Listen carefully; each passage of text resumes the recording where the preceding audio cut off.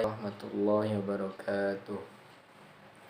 Perkenalkan, nama saya Zaidan Nazib Nyasar. Saya mahasiswa semester 3 Universitas Al-Mata, program studi Pendidikan Agama Islam. Di video kali ini saya akan menjelaskan mengenai sejarah pendidikan pada masa kolonialisme Belanda di Indonesia. Pemerintah Belanda mulai menjajah di Indonesia pada tahun 1619 Masehi, yaitu ketika Jan Pieter Khouw menduduki Jakarta dan dilawan oleh Sultan Agung Mataram yang bergelar Sultan Abdurrahman Khalifatullah Sayyidin Panatogomo. Menurut Zuhairi, pada zaman Sultan itu hitungan tahun Saka diasimilasikan dengan tahun Hijriah yang berlaku di seluruh negara. Pendidikan Islam pada masa kolonial Belanda, penaklukan bangsa Barat atas dunia Timur dengan jalan perdagangan, kemudian dengan kekuatan militer. Kedatangan bangsa Barat memang telah membawa kemajuan teknologi, tapi tujuannya adalah untuk meningkatkan hasil penjajahannya, bukan untuk kemakmuran bangsa yang dijajah. Begitu pula juga dengan pendidikan.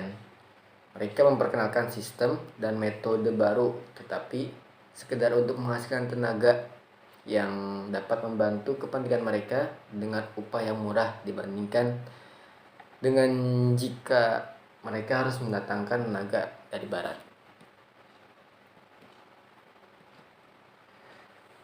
Guru pada pendidikan Islam di Indonesia pada masa kolonialisme Belanda, menurut Kiai Haji Saifuddin Zuhri dalam Guruku Orang-orang di Pesantren, mencatat bahwa kebijakan ordonansi guru ini dikeluarkan oleh Belanda pada tahun 1905. Menurut regulasi yang menyasar tanah Jawa dan Madura ini, seorang guru agama harus memiliki keterangan mengajar atau izin tertulis sebelum dia mengajar.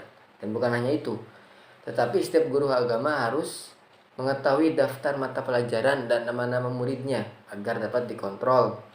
Kebijakan itu tentu saja menghambat praktik pembelajaran setiap harinya karena guru harus membuat perizinan yang prosesnya tidak sama sekali mudah.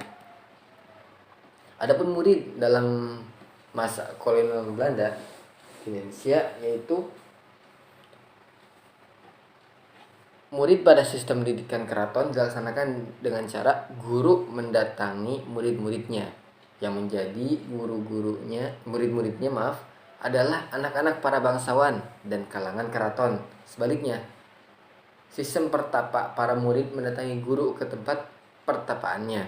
Adapun murid-muridnya tidak lagi terbatas pada golongan bangsawan dan kalangan keraton, tetapi juga termasuk rakyat jelata. Adapun sistem pendidikan pada masa itu, yaitu yang pertama, sistem pendidikan peradaban Hindu Islam, yaitu sistem pendidikan yang masih menggabungkan antara sistem pendidikan Hindu dan Islam. Sistem ini dilaksanakan dengan cara guru mendatangi murid-muridnya yang menjadi murid-muridnya. Yang kedua itu sistem pendidikan surau atau langar. Metode utama dalam proses pembelajaran di surau dengan memakai metode ceramah, membaca, dan juga menghafal. Materi pembelajaran yang diberikan syekh kepada setiap murid dilaksanakan sambil duduk di lantai dalam bentuk setengah lingkaran atau halakoh. Yang ketiga itu sistem pendidikan pesantren. Metode yang digunakan adalah metode sorogan atau layanan individual, yaitu bentuk pembelajaran bersama kiai.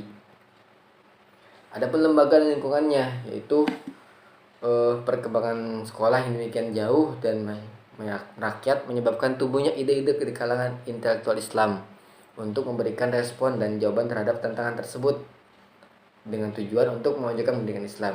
Mereka mendirikan lembaga pendidikan baik secara perorangan maupun kelompok atau organisasi yang dinamakan madrasah atau sekolah. Jadi kesimpulan dari video ini yaitu pemerintah kolonial Belanda sangat membatasi akses madrasah dan guru yang mengajar di madrasah. Mereka melakukan itu karena perasaan takut terhadap umat Islam yang sudah mulai berkembang. Mungkin cukup sekian dari saya. Kurang lebih mohon maaf. Assalamualaikum warahmatullahi wabarakatuh.